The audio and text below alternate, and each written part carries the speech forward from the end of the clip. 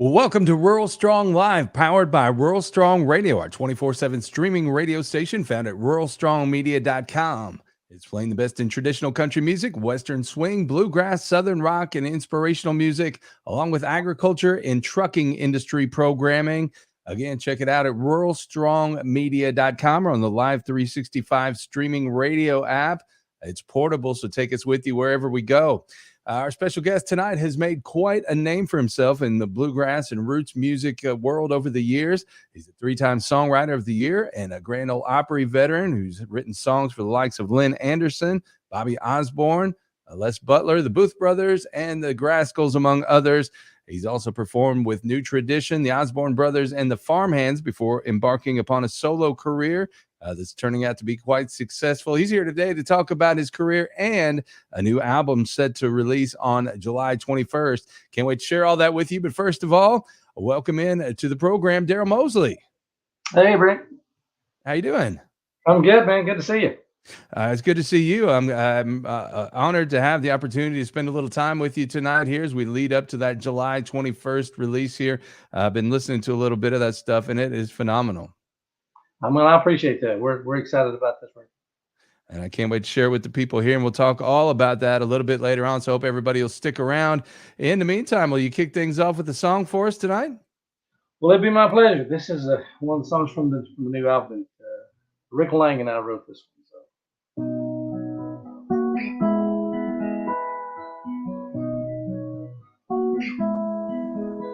When we were boys, the world was our backyard. It was comic books, pen knives, and baseball cards. Hide and seek and tug of war, race you to the candy store. We didn't know what girls were for back when we were boys. When we were boys, we'd sleep beneath the stars, trade bottles and 4-nickel candy bars. Hide and seek and tug of war, race you to the candy store. We didn't know what girls were for back when we were boys. We didn't realize we had it made, with a cane pole and a best friend in the shade. Supper on the stove, no bills to pay. I wish I could go back just one more day. When we were boys, we'd slam that old screen door. Each day brought new adventures to explore. Stay out till the sun was gone, till street lights started coming on. Mom would holler, y'all come home, back when we were boys. We didn't realize we had it made, with a cane pole and a best friend in the shade. Supper on the stove, no bills to pay. I wish I could go back just one more day. When we were boys, we dreamed of being grown, but we would have chased that thought if we had known. Mom and Dad still young and strong, everyone was safe at home. In just a blink, it all was gone, back when we were boys.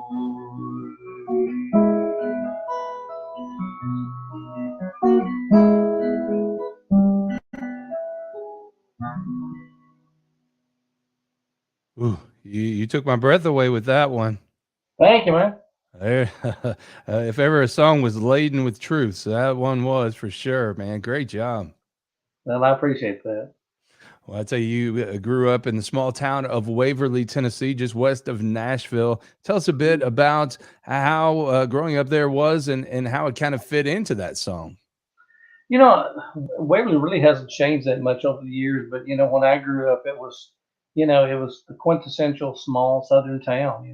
Kids would ride unaccompanied, down Main Street, and we have a little ice cream parlor and a one screen movie theater that's still there and still in operation. And a lot of folks like me grew up there. I mean, I've still got friends that I met when I was 6, 7 years old that I see on a regular basis, and it's just it's all the good things to me that small town America is supposed to be. I love traveling, but I can't really imagine living anywhere. Right. And when you travel, though, it seems like you probably see a lot of those small town main streets around the country.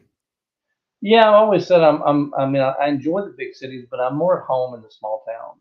I love just small town, salt of the earth people. And they're just, yeah, I know it's really easy to get caught up on all that's wrong in the world, but I just believe there's way more good people than bad. I just think that the majority of the people are the ones that are just, going to work and going to church and loving their families and taking care of their communities, and they just kind of fly under the radar. And those are the kind of the people that I migrate to. Well, I love it because everything that you write about and talk about and stand for is everything we stand for here with Rural Strong. So it's a breath of fresh air because you're right. I think especially if you camp out on social media for any length of time, you will start to kind of buy into the everything that's wrong category here, and it's nice to see people talking about what is still right.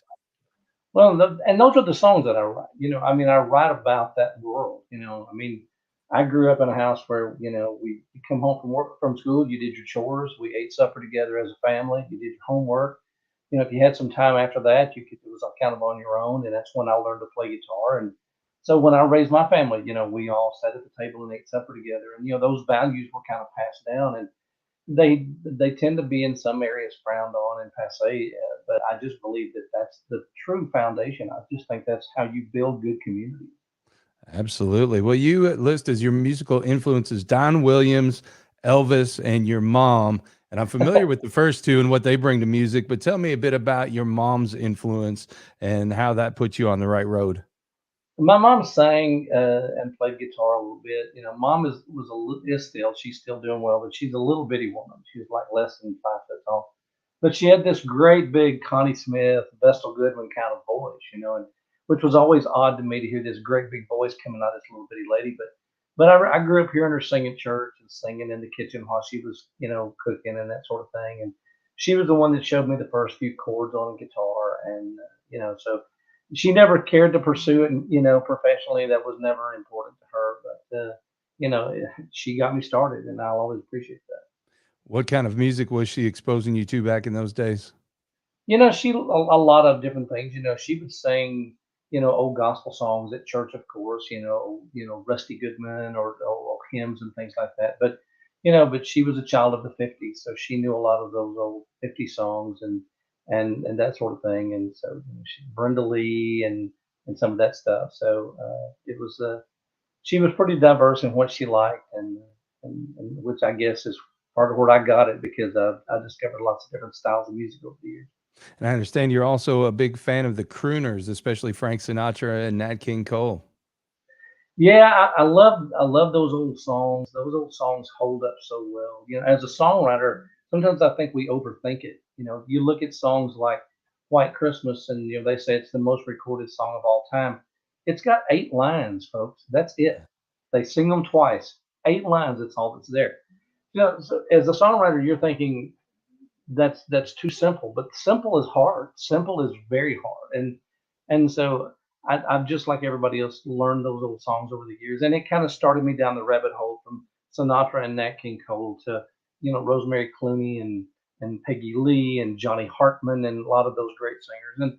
And I love the fact that what you hear is it's like the old Patsy Cline stuff. What you hear is a performance. You hear a great singer with a really good band or orchestra behind them, standing in a mic, delivering. And we don't do it that way anymore. And I think if we did, it would certainly separate the wheat from the chaff pretty quick. Right. But those people could deliver, and those records sound fresh now. All these years later, they still sound great. Well, you talk about playing guitar. You also play bass and piano. About what time did you first start learning instruments, and what did that whole process look like? Guitar started first. I tell this story on stage a lot, but I started learning to play guitar because of an Elvis movie. I was 13 years old and I'm watching this Elvis movie, and I can't remember which one it was, but the girl in the movie was mad at him. He had messed up somehow, and she wasn't going to talk to him. She didn't want to hear what he had to say. And he picks up a guitar and he sings one song, and instantly everything was fine again. And so, I mean, I was just 13, but I was old enough to know that that's a trick I would love to know how to do. So I started learning to play guitar at 13, and then of course piano came after that. But I'm not a piano player. But basically, when I'm playing piano, I'm thinking guitar. I know where the changes are, and I follow the progressions. And then I started playing bass because I started playing bluegrass, and I was not a flat picker. I play fingerstyle mostly, and bluegrass they needed that driving flat picker, so I became a bass player kind of out of necessity, really. Well, I can tell you, I'm glad you told that Elvis story because I'm kind of in the doghouse today. So I may go grab that six string behind me and see if we can't rectify If that doesn't work out for you.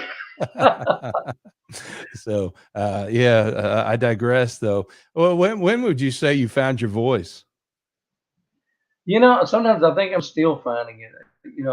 Like a lot of young artists, I was singing and trying to sing like other people, and then in my 20s, I was singing professionally and I was working a lot, so my voice was in really good shape, and so I had a lot fewer limits, I guess, than I do now vocally, and sometimes I think I would oversing, and then so it's just taken some years to really kind of figure out who I was as a singer, and I was probably in my late 30s before I started feeling really comfortable that I kind of know what I sound like.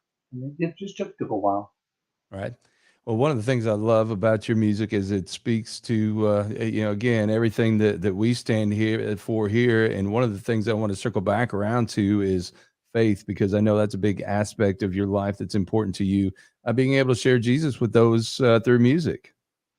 Yeah, that's the thing is I knew as a songwriter, and I decided a number of years ago when I was writing that I only wanted to write songs that really represented who I was as an individual. I can't write a convincing drinking song because I'm not a drinker. It's just not who I am. And I also knew that one of the great blessings that we have as songwriters and as artists is that we have the opportunity to create this body of work that will last longer than we will. There's a chance that in the future I might have grandchildren or even great grandchildren that I never know. But what they will know about me, they will learn from the songs I have. So I want those songs to represent, the right values and the morals and that sort of thing. And certainly faith is a part of it because, I grew up singing in church. I gave my life to Christ when I was about 14 years old, and that has formed the foundation of everything I've ever done. I still sing in lots of churches, and I'm really comfortable there because there's never been a time in my life when that relationship with God was not important. Right. So I understand at age 16, to kind of jump back a little bit here, when we're talking about kind of your musical development, you won $25 in a talent show by placing third out of three contestants at the fair. Two things about that story. At least you didn't come in fourth. And True. if you placed third, the two in front of you must have been pretty darn good, huh? They were. It turns out the lady that placed second played piano and sang, but the girl that won first was this little, I don't know, like 7 or 8 year old Shirley Temple kind of kid, with the frills, and there was nobody beating that, but I laugh about it now, because I've managed to forge out a career, and at the time it was humbling, but I think you need those experiences. I think you need those moments when you don't hit the winning home run and you don't get the trophy, and I think those are character builders, and certainly it was for me. So when did you start doing this professionally? When did you start saying, okay, well, maybe there's something here that we could take and work with? Started singing professionally really in 1989 as far as touring. I didn't grow up around bluegrass. It was not something that I listened to a lot of, but my wife ran into a friend in a nearby town, and I started a conversation with her husband, and he was a banjo player. And so started talking about bluegrass. I didn't know anything about it. So we got together and started listening and playing some stuff. And I just fell in love with the energy of it. And, there was lots of gospel songs and lots of songs about, small town and rural life and, songs that appealed to me. And I said, man, I want to sing some of this. I want to write some of this. And so we put a little band together, and I started writing some songs for the band. And we ended up forming the band New Tradition. This would, like I said, would have been 88, 89. And all through the 90s, we did probably 200 dates a year. We played the Opry and, Telluride and lots of really cool festivals. And it was a great time. I'm still really good friends with those guys. Danny Roberts, who was a part of that band, has co-produced my last three albums, and so we have great memories, and we kind of grew up together, and it was a great jumping off point. So, at what point did the opportunity we mentioned earlier in the show? You spent some time playing with the Osborne Brothers and the Rocky Top Express. At what point did that opportunity come about for you? After about 10 years with New Tradition, when I first started in that band, I hadn't been married long. I was pretty young. 10 years later, I was married with three kids, and I remember when my oldest, he was probably 6 or 7, and he was in Texas one day. I'm sorry, I take it back. I'm in Texas. He's at home, and I'm trying to talk him over the phone and how to put on his baseball uniform, how the stirrups fit, and that sort of thing. And I thought, I can't do this. I can't miss this. And so that's why I left the band and thought, well, the family was more important, and it was, and it still is. It was the right decision. But shortly thereafter, the Osborne Brothers were needing a bass player and a harmony singer. And I had a friend who was in the band. He recommended me for the job. And so I went to the Sonny's house on an afternoon, Sunday afternoon, and rehearsed. And they ended up hiring me the next week.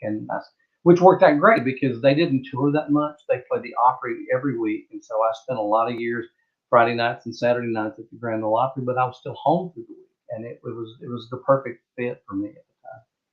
And sadly, we lost bluegrass icon and Grand Ole Opry legend Bobby Osborne on Tuesday, June 27th at 91. You were with those guys from 2001 to 2010. What did you take away from your time working with Bobby? Bobby was I've always said he was the most honest guy I've ever known. I mean, Bobby was somebody that don't ask him for his opinion if you don't really want to know, because he's not gonna pull a punch. And I love that. He and I always got along great. He was just, him and Sonny both could not have been better to me. And Sonny was the one that I would call sometimes for advice and that sort of thing. But Bobby was always the most affable, easygoing guy to travel with, and I learned a lot just listening to these guys. They had experienced the highs and the lows and the good moments and the bad, and as far as music and the music decisions, and so they were always great to answer questions. And yeah, it's hard to believe I'm living in a world that the Osmond Brothers are not existing anymore. That's hard. Mm. How many times would you estimate you played Rocky Top during your tenure with those guys?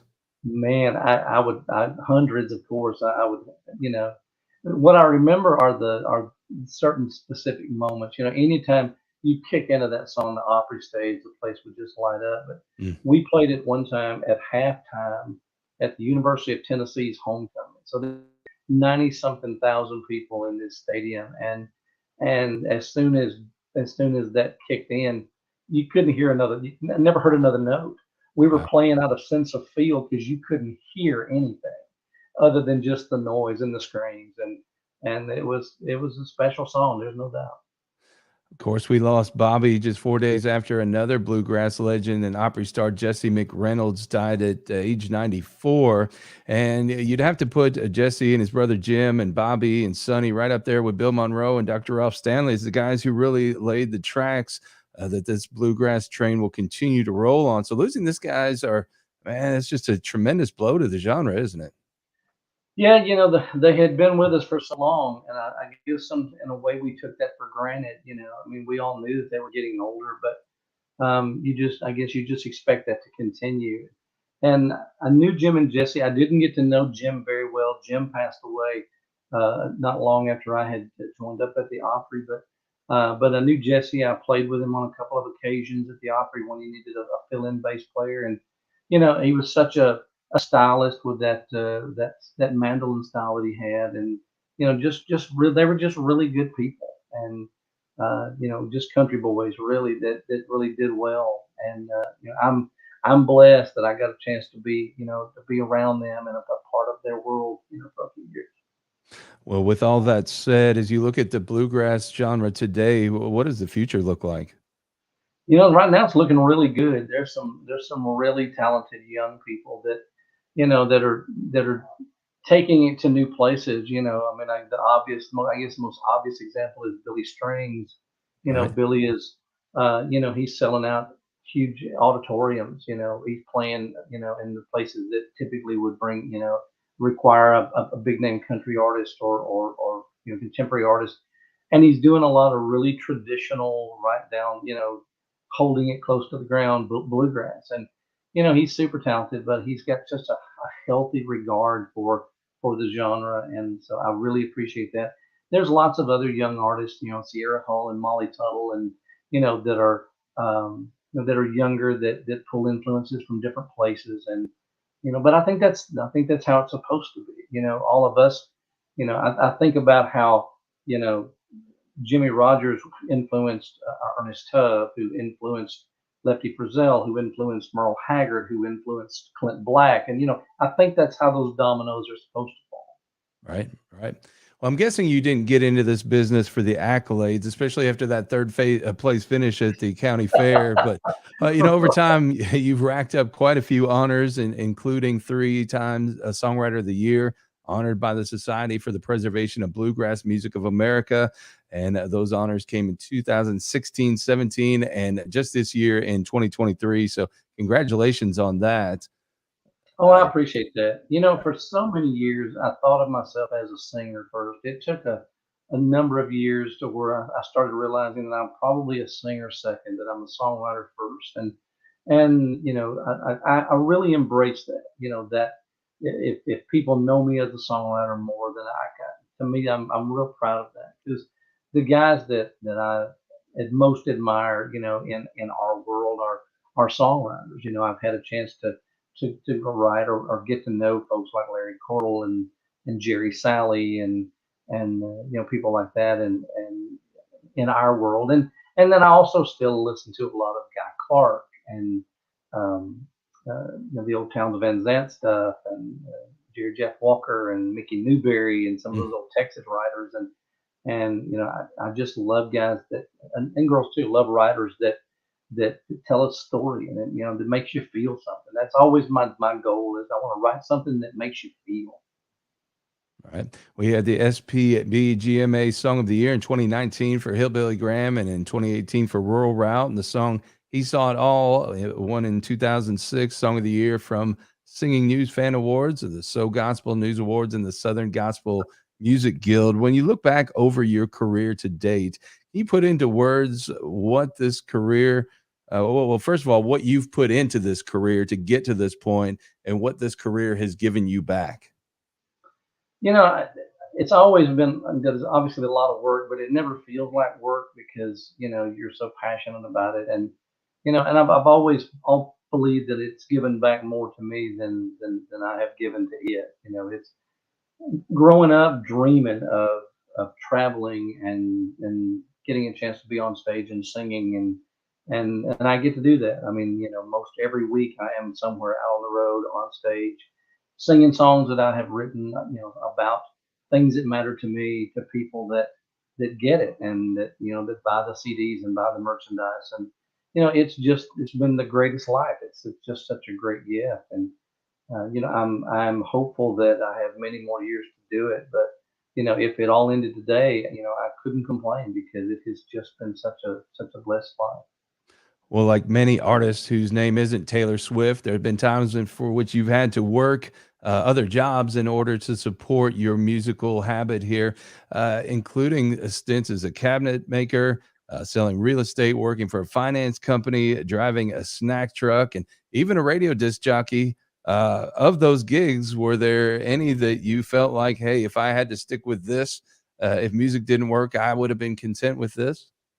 I really loved radio and enjoyed that. It gave me a chance to, I was in radio back in, my young years back when we were still queuing up records and that sort of Mm. thing. And but I was always reading the liner notes and who the writers were and who the musicians were. And, I've still got a head full of useless knowledge when it comes to that, that 70s, 80s, country music. I'm your guy, but I always enjoyed that. I'm a fan first and foremost, and so getting a chance to do that was fun. And if I ever stopped touring, I could see myself doing a radio stint somehow, somewhere. Well, there you go. I see one of the great torchbearers for the bluegrass genre here, Kyle Cantrell, is launching his new station here this week, I believe, internet based. So I'm interested to see how that's going to turn out, and best of luck to him on that, because Yeah, that'll I be. hope it does good. Kyle's been really important in our industry, and he's been a good friend to us. A lot of us artists, and so we all support him and certainly wish him the absolute best. Banjo Radio. So when you're not listening to Rural Strong Radio, go give Banjo Radio a listen, because I can imagine it's just going to be an amazing playlist of songs there. Of all those jobs I mentioned, which was the worst? Um, you know, I guess lots of them at times, but the finance job I was never comfortable with that. As far as I'm not a good salesperson. I'm just not. I'm wired for service, not sales. I'm not good at talking people into things just because it's good for me. And in the finance world, that was part of the deal. And so I never was comfortable with that. If I was out looking for a job in the market these days, I would look for something that's more service related, where I could actually help people, and instead of selling to people, I wouldn't want to do that. Well, let's hope you don't have to do that here, because I think you found your sweet spot. Well, I hope so. Like I said, the past several years have been great. I've had more career growth probably in the past 4 years than I have in a lot of the years prior, and the songs have done really well, and my tour schedule stays pretty full, and so I'm not complaining. No complaining. All those job experiences, any songs come out of those? Well, that's been the great thing about I have told people over the years that I have learned how to do some things because at the time either I didn't know anybody that did it or I was too poor to hire somebody. And so I've learned how to to tweak on work on some things, and I've built some websites and I've done some other things along the way, and so I'm grateful for that. Some of the people that I have met in some of those jobs. I've had moments where some of that has found its way into songs, things that we talked about, or a line that somebody said that I saved back. So, So I was digging through your bio here, and there's a section that details all the places that your music has appeared over the years. And we've got Wood Songs on there with friend of the show Michael Jonathan. We've got CMT, TNN, the Southern 700 Club, the Southern Home by Design. Okay, I get those. But then I come to the Cartoon Network, and I've got to know more about how Daryl Mosley work ends up in the Cartoon Network. well, I noticed that I would get my songwriter statements, and I would see that there was play on that channel, and I didn't know how or why. And but one night I was home, the kids were smaller, and one of the Cartoon Network shows was going off, and while they were rolling the credits, they were playing a song out of it. And it took me a minute. I'm like, I know that song. Wait a minute, I wrote that song. And so that's where it came from. It was a music bed, like an instrumental section of one of the songs I had written and recorded years prior, and they were playing it over the credits. Wow, it comes in the strangest places sometimes, doesn't it? Yeah, I never did know how it found its way there, but sometimes that happens. Not just in that area, but I get conversations or I'll get emails from people all over the world that have somehow stumbled across a song. It meant something to them, you never really know how all those dots connect, and you're just grateful that they do. Well, we're hopeful this new crop of songs will connect similarly. The new album, A Life Well Lived, is set to be released on Pine Castle Records on Friday, July 21st. It features 11 tracks, including one we'll listen to here in just a moment. As you mentioned, you co produced this album with Danny Roberts of the Grascals. What was it like working with him on the project? You know, working in the studio has always been work to me. I mean, it's not something that I don't look forward to getting there and doing it. It's not my favorite part of it. Danny's like a duck in water in the studio. He loves it. He's great at it. He's got great ears. He's got really good ideas, and so having him there is that's. I mean, I need somebody that I know and I love and I trust who will say, try this, or now you've got a better one, or maybe do it this way. Somebody who I know has got the best interest of the song at heart, and I no doubt that the albums that I have done would sound very different had Danny Roberts not been in the room. I appreciate him in lots of ways.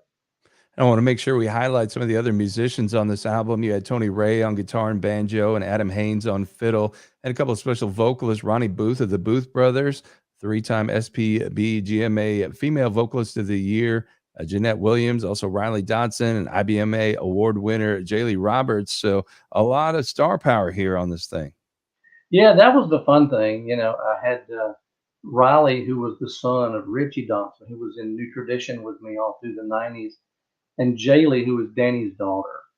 So I had the children of two of my original bandmates singing harmony on the album, and that was pretty cool. Not just, I mean, obviously from a nostalgic standpoint, it was great, but both of these young people are just monster vocalists, and so it was fun to kind of get an opportunity to highlight their ability, and knowing who their dads were. That was pretty special.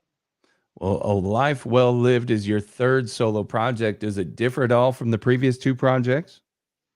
It's the same concept basically. Like I said, I write about small town life, small town values, faith, family, that sort of thing. And so these songs are just if that's your wheelhouse, these songs are for you because that's what they represent.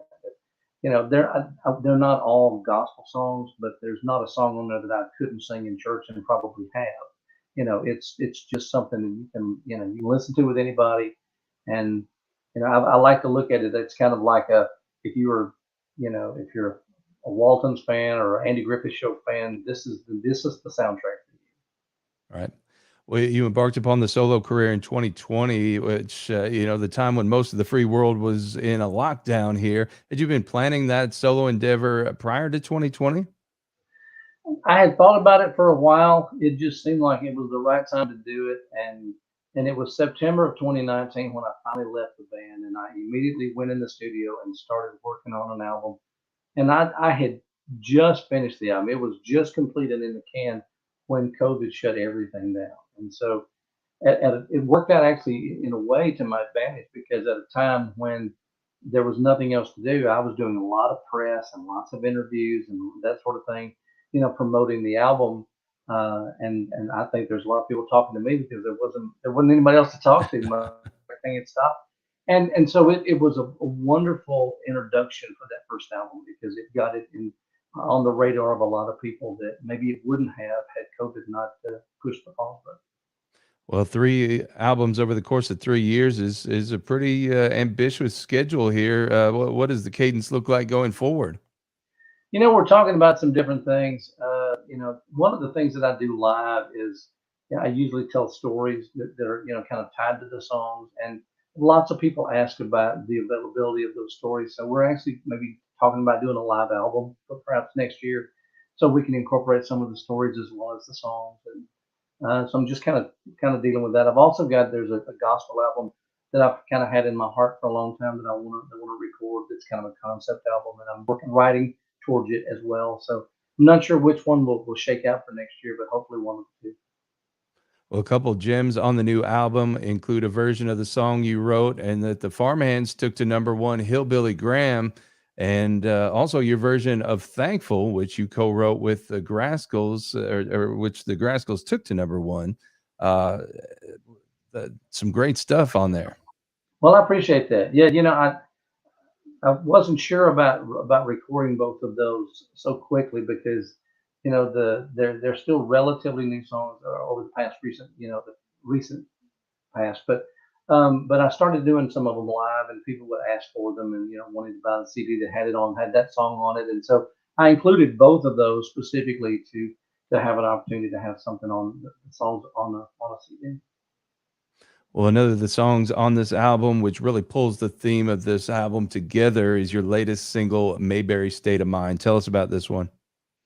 Well, my friend Rick Lang and I write a lot, and Rick and I was writing about this, talking about this, and about how after all these years, it's been over 60 years since Andy Griffith's show first aired, and we're all still watching it almost every day, and that I think that's largely why is it when we live in a world that's full of chaos and a lot of just when you think it can't get crazier, you'll read a new story and it's a crazy reaches a new level. It never gets that crazy in Mayberry, and people cared about each other, and it was a comedy, but I think of all the times where Andy was most concerned about how Barney was going to feel, and trying not to embarrass him, and and trying to instill good values into Opie. And so I said, maybe the whole Mayberry concept is really a state of mind. It's about trying to embrace those values, even in a world that doesn't. And so that's really what the song is about. It's just kind of living in that mindset. Well, the song is out to radio now, and the video was just released, and we're going to share it for you now. This is Mayberry State of Mind.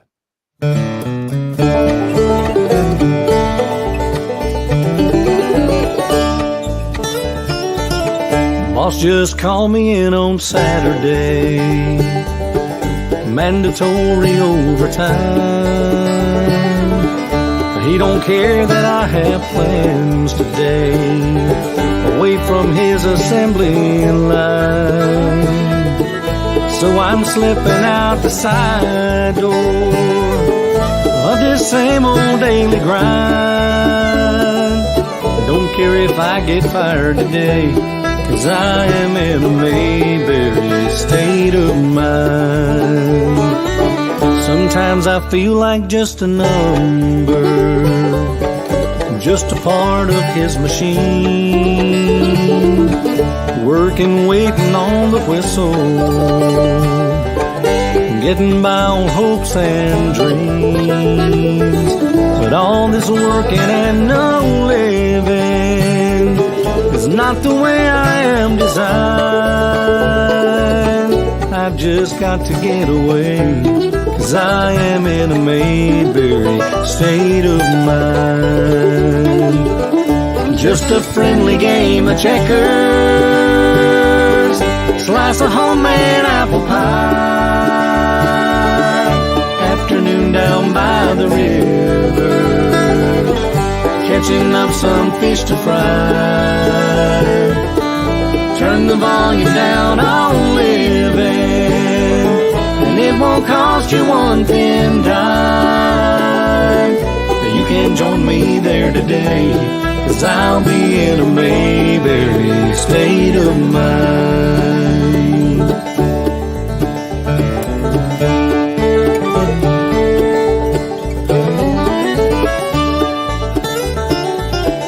You'll see neighbor helping neighbor, and everybody knows your name, stopping by just for a visit, and they're always glad you came. It's what we all need more of, quiet moments unrefined, a lifetime of days just like today, and the whole world in a Mayberry state of mind. Just a friendly game of checkers, slice of homemade apple pie, afternoon down by the river, catching up some fish to fry. Turn the volume down on living, it won't cost you one thin dime. today, I'll be in a Mayberry state of mind. Instead of moving forward, let's take a few steps back in time. You may find you want to stay right here in a Mayberry state of mind. You can join me there today. I'll be in a Mayberry state of mind.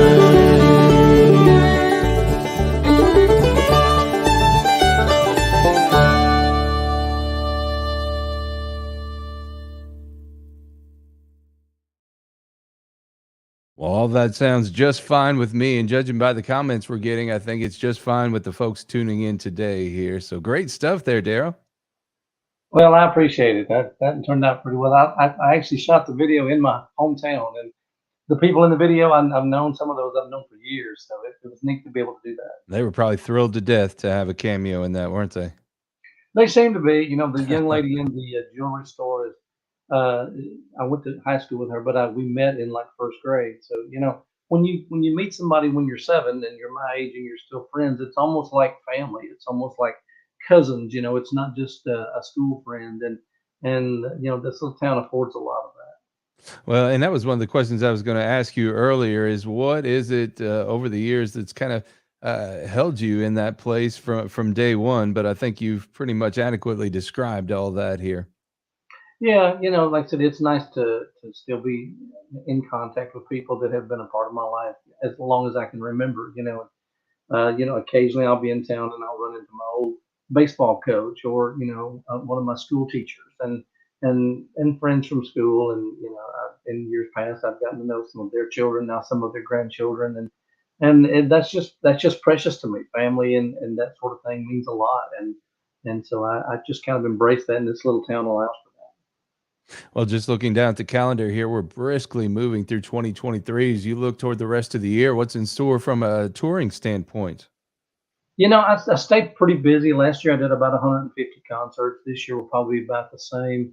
And they range last year I was everywhere from, Texas to Colorado to Rhode Island. I just got back from South Dakota and Nebraska this past weekend. And so I cover pretty big path, across the country. And that's my favorite part is actually being out on the road and singing for folks. And so, I hope that folks will continue to come out to the concerts and be a part of the program.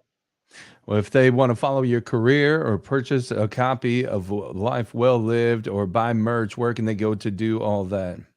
Well, of course, I have a website. It's just my name, DarylMosley.com. And of course, the schedule's on there and up to date. And there is a merch page and all of that. Of course, you can pretty much anywhere where you get where you normally get your music, you'll be able to find this. And there's of course I have Facebook and then social media is if you're in that world. But the best clearinghouse is probably just through my website, DarylMosley.com. Well, I understand you're a big baseball fan. Who do you pull for? The funny thing about growing up in Tennessee is that we obviously didn't have a team. A lot of people are Braves fans, some are Cardinals or Reds fans, and it's all because of geography. And so growing up listening to whatever game I could get on radio, depending on the weather. So I tend to be a National League Central guy. I follow the Cubs and the Cardinals, and but when I'm out on the road, I try to hit as many stadiums as I can. Last year, I went to Camden Yards in Baltimore for the first time. I went to a Phillies game last year. PNC Park in Pittsburgh is just an absolutely beautiful stadium, and so I enjoy doing that. If I have a down day and I'm close enough and they're in town, you'll find me sitting at a ballpark. Well, as I was poking around, I saw some pictures from Cooperstown you had there. Yeah, I was just up there just a few months ago, and that was a lot of fun just to be that close to some of that historic stuff. I was a big history, fan in high school and college, and so when I can combine history and baseball, that's a pretty sweet combination for me.